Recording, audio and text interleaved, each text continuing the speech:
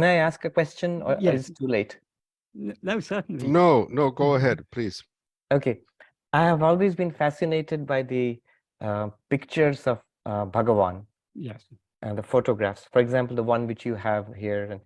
And when you talk about meditation, is it a good practice to just focus on the face, the actual picture, just to focus on the face of Bhagavan, the expression in the eyes, after studying Vedanta and all of that? Would it have a like a breakthrough impact on the psyche?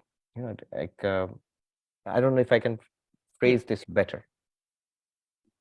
I would say yes, certainly, because we cannot look at the face of Bhagavan without remembering why did Lord Shiva appear in this particular name and form. It was for one purpose and one purpose alone, to teach this part of ātma-vicāra, to teach this part of looking within.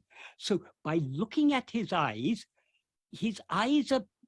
draw our attention back towards ourselves. Yes.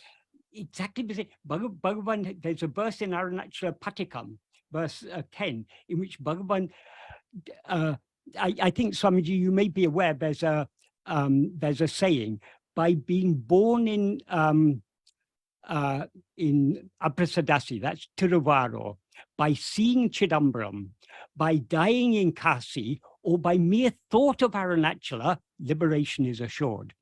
So Bhagavan explains in this verse 10 how this thought of Aruṇācala, and what he says about thought of Aruṇācala is equally applicable to thought about him, meditating on him, because Bhagavan is Aruṇācala in human form, Aruṇācala is Bhagavan in hill form. They are one and the same.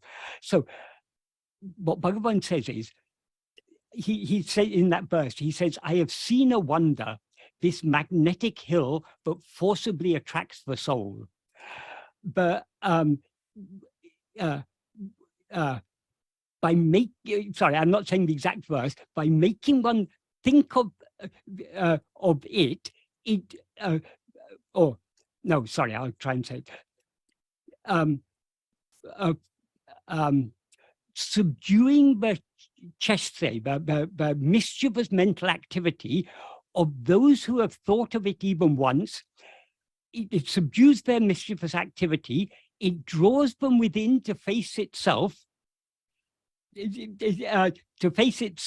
and thereby makes it motionless like itself. They draws it in to face itself for one.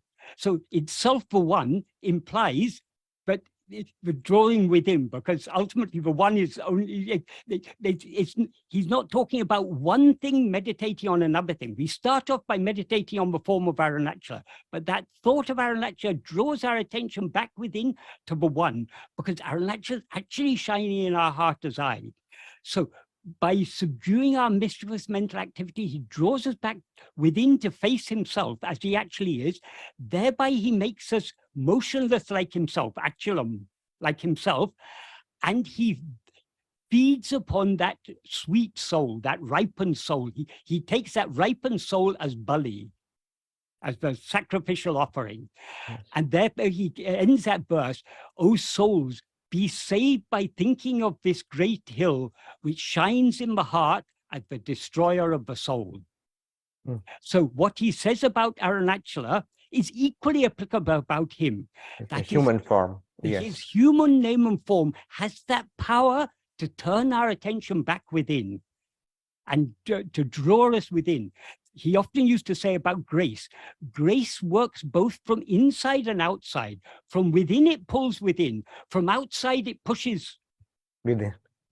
So everything we experience in this life, all the blows and the joys and the sorrows of life, all these ultimately are pushing us within, and from within he's pulling us within.